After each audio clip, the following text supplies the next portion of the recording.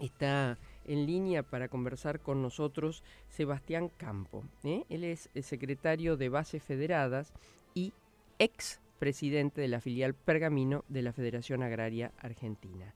Sebastián, buenos días, gracias por atendernos.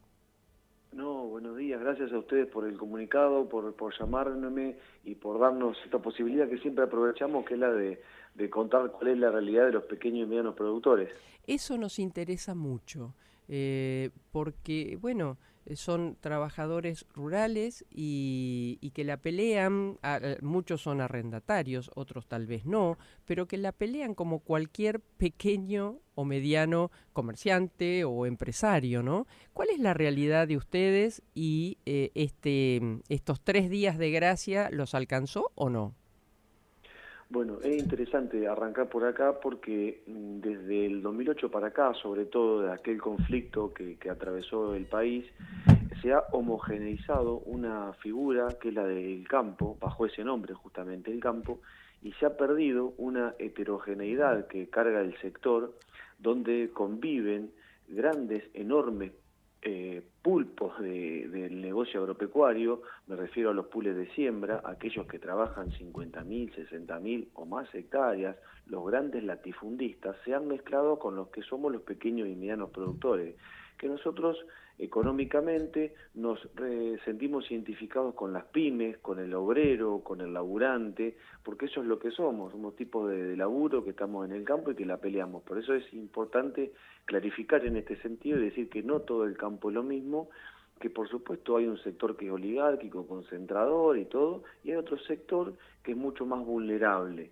como pasa en muchas otras profesiones, ¿no?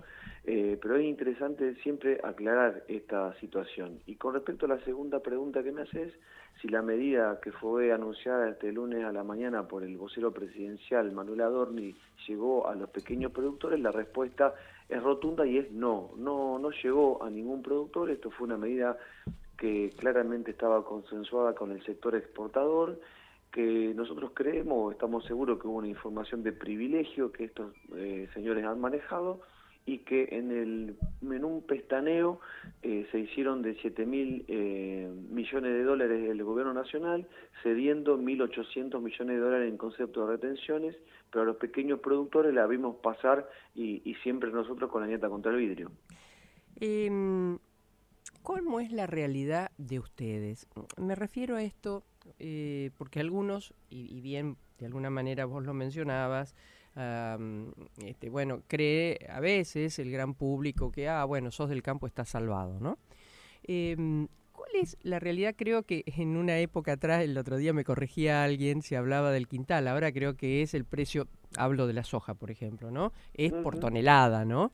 De esa tonelada que ustedes logran, ¿cuánto les queda si es que les queda?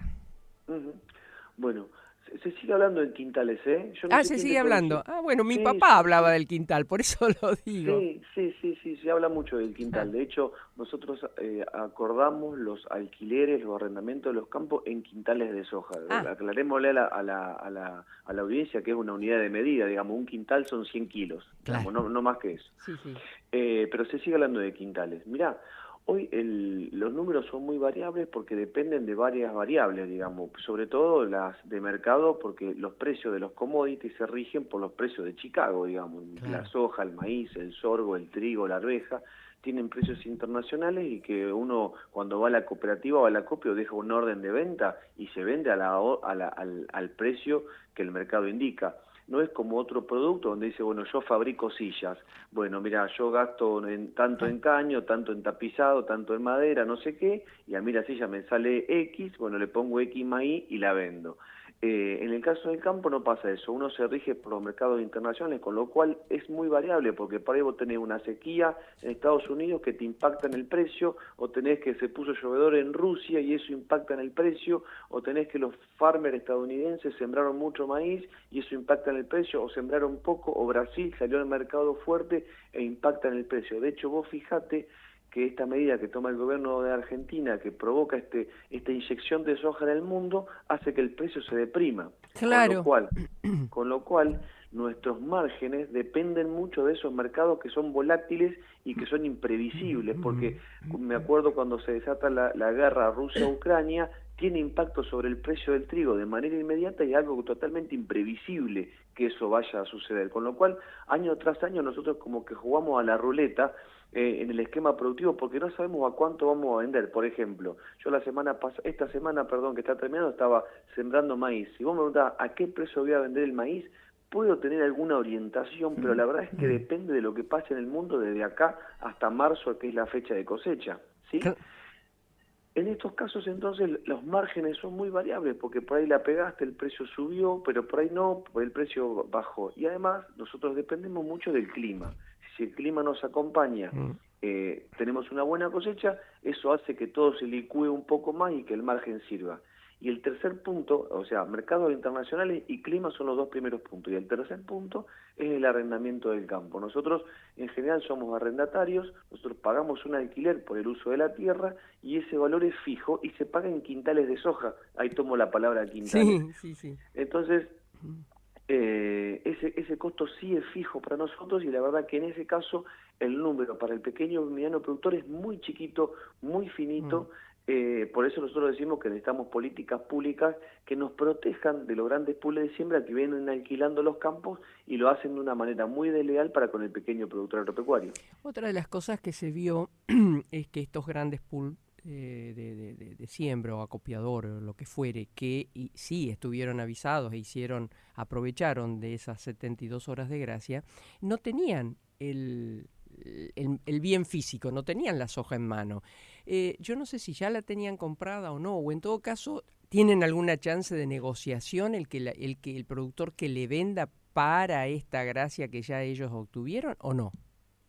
Mira, fue tan bien planeada esta estafa, porque digamos, yo pretendo ponerle el nombre Claro. que tiene. Esto fue una estafa, esto fue meterle la mano en el bolsillo a miles y miles de productores y hacer una transferencia directa al bolsillo de 8 exportadoras.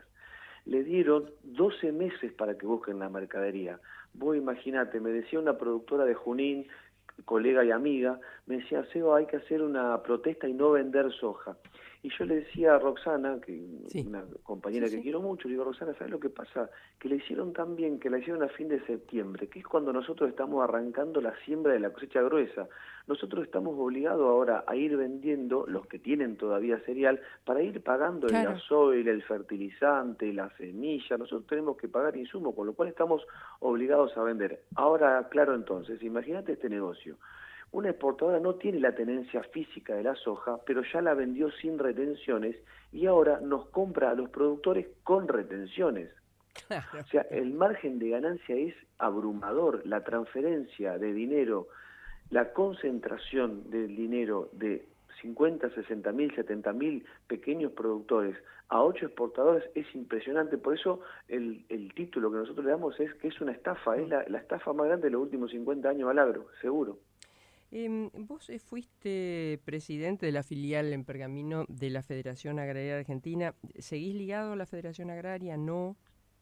Sí, por supuesto que sí. La Mm, Federación Agraria es una institución que yo quiero mucho, que estoy enamorado de su historia, del grito de Alcorta de mm, 1912 y de todos los dirigentes que la atravesaron y de las instituciones y cooperativas que emergieron después de aquel grito de Alcorta. ujú, Es la institución donde yo me formé, donde yo participé de la juventud, que yo presidí en Pergamino durante unos mm, años. Lo que pasa es que nosotros desde Bases Federadas consideramos que la mesa de enlace ya tiene su fecha de vencimiento caducada y que debemos retomar la agenda de la Federación Agraria Argentina con nuestras banderas, con nuestros reclamos, porque mm, entendemos, y no estoy hablando de que haya buenos y malos, estoy hablando de que hay diferentes. Y la sociedad rural es una entidad que es diferente de la Federación Agraria, claro. que tiene otros intereses, que tiene otra representación, que representa más a los grandes productores de la nación, y desde la Federación Agraria siempre se representó al colono, para tomar una palabra que yo quiero mucho y Sí. que tiene que ver con la colonia Mm, agrícola del 1950, y nosotros un poco enojados tal vez con esta medida de permanecer ahí dentro de la mesa enlace, que ya con 15, 16 años cumplidos de su formación ha demostrado que tampoco tiene grandes logros. Decimos, bueno, mirá, Federación Agraria, si vos no vas a levantar nuestras banderas, la verdad es que nosotros preferimos no estar y es ahí donde nace Bases Federadas. Lo armamos con dolor, porque la verdad es que nosotros queremos estar en la Federación Agraria, esa es nuestra entidad natural, pero no encontramos ahí adentro y ojalá que retome su cauce Ujú. próximamente porque la necesitamos, digamos, una entidad que necesitamos mucho, como tantas veces a lo largo de la historia ha estado ahí. Vos te acordarás de las mujeres en lucha en los Sí, 90, te claro. acordarás de Humberto Volando, de Mm, Mariano Echagüivil y de tantos otros dirigentes mm, que dejaron la vida literalmente mm. en las rutas defendiendo a los pequeños y medianos productores. En memoria de todos esos y reconociendo una historia de más de 100 años, nosotros creemos que la Federación Agraria se merece tener su agenda de trabajo y no depender de la mesa de enlace. Em, Dado ese conocimiento que tenés, no sé si tu papá también trabajó el campo, ¿no? Pero bueno, te siento tan involucrado y desde muy jovencito. Creo que es oportuno también preguntarte sobre el INTA, ¿no? Que este gobierno rifa y quiere todos los días eliminar. ¿Qué ha representado y qué representa el INTA para el campo, especialmente para los pequeños y medianos productores o colonos? Ujú.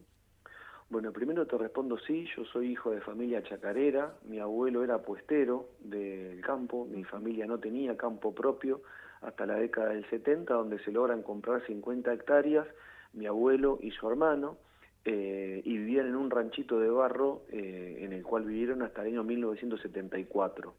Y yo nací en el 80, así que no nací en ese ranchito de pura casualidad. Sí. Sí, soy hijo orgullosamente de colonos. Mm, Em, y te respondo el INTA. El INTA representa el sostenimiento de todas aquellas chacras que emergían como flores en la década del 40, del 50, porque les llevaban la información técnica para que la producción sea más eficiente. ¿En qué rama? En todas. En apicultura, en avicultura, en ganadería, para los porcinos, para el maíz, para el trigo, para la soja. Significa el acompañamiento técnico de calidad gratuito por una institución que está establecida en todos los puntos del país. Si vos me preguntás si yo haría algo con el INTA, sí, le pondría más plata, no menos plata. Le pondría más plata para que haya más extensión, más vehículos para que los técnicos recorran las chacras, pondría más dinero para que haya más investigación, viajes al exterior para traer información. El INTA debería ser punta de lanza como tantas otras instituciones para el desarrollo de un país productivo. Lo que pasa es que cuando vos tenés un gobierno que está en contra del esquema productivo, porque está demostrado que es así, por supuesto que su intención es la de desfinanciar, cerrar o lo que sea con el INTA. Si vos me preguntás a mí, yo hubiera querido exactamente todo lo contrario, tomar parte de la recaudación en retenciones y en vez de dársela a 8 exportadores, haberla puesto en el INTA para investigación y desarrollo. Sebastián, ¿tuviste posibilidades de formarte en algo que tenga que ver con el campo o es la experiencia que te vienen transmitiendo? Yo terminé el secundario, me fui a trabajar el campo con mi papá, Ujú, porque por supuesto me necesitaba, después de la mm, década del 90, con una desaparición de más de 100.000 pequeños productores, fue una década muy dura, yo empecé a trabajar en el campo en el año 98, 99, luego hice una tecnicatura en administración muy básica, en un nocturno acá en Pergamino, pero mi formación más grande surge del cooperativismo agropecuario y del gremialismo en la Federación Agraria y de todos los cursos y viajes que hice, y ese compromiso fue más me formó, digamos, los últimos 10 o 15 años. El otro día te vi, se viralizó, hablabas con el estómago, ¿no? Yo digo que uno, más que con el corazón, a veces las cosas más profundas las habla desde la boca del estómago para afuera.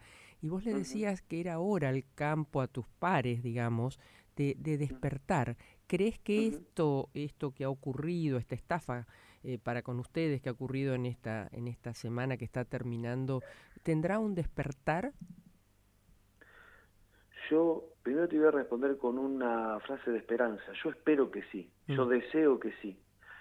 Del 2008 hasta ahora ha quedado una herida abierta que hace que el sector agrario vote cualquier cosa que no sea peronismo. mm. Esa herida sigue abierta todavía, el sector no puede dejar de lamerla y de dar vuelta alrededor de esa herida.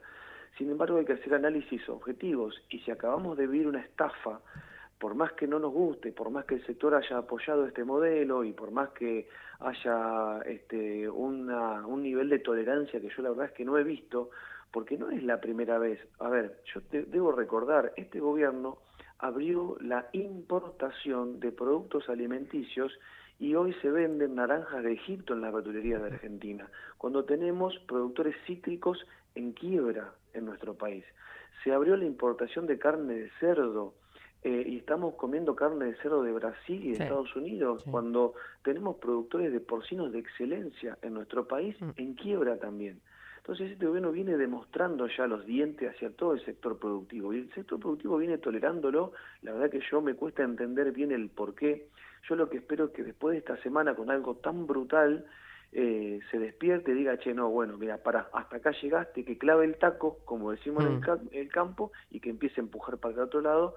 Esto se hace, bueno, con todos los productores en línea y diciendo, este no es el modelo que queremos". Finalmente, estamos conversando con Sebastián Campo, qué apellido, ¿no? Ujú. Sí. El secretario de Bases Federadas y expresidente de la filial de Pergamino, Federación Agraria Argentina, y nos pregunta nuestra audiencia en esta que es la radio de la universidad, ¿qué porcentaje se lleva el dueño de la tierra por el alquiler?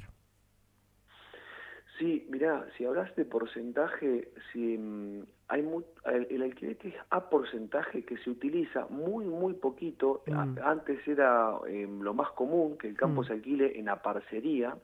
Eso era lo más común que había hasta que vino el boom de la soja, hasta que la soja empezó a valer $500 y se empezaron a meter los pools de siembra, y ahí empieza a tener más incidencia el quintal fijo. Entonces te divido la respuesta en dos. sí, Si el campo es a porcentaje, se acostumbra a que el dueño del campo se quede con un 40%. Pero si es en quintales fijos, ese porcentaje es más alto, depende del año, porque si vos pagás 15, 16 o 18 quintales y a vos la soja te dio 25 quintales, el dueño del campo se está quedando con un exacto, 60-70%. claro. Entonces depende mucho de cada acuerdo, Ujú. pero el porcentaje es aproximadamente el 50%, como para poner un promedio. Sebastián, un abrazo muy grande y gracias, ¿eh? No, gracias a ustedes, un placer. Gracias. Sebastián Campo, contándonos, bueno, la situación del pequeño y el mediano productor. Un testimonio muy, pero muy claro y coma necesario. Vamos a seguir escuchando un poquito más a Lidia Borda en Mis Noches Sin Ti, pero antes quiero decirles algo. Ya está Graciela Mosoni acá.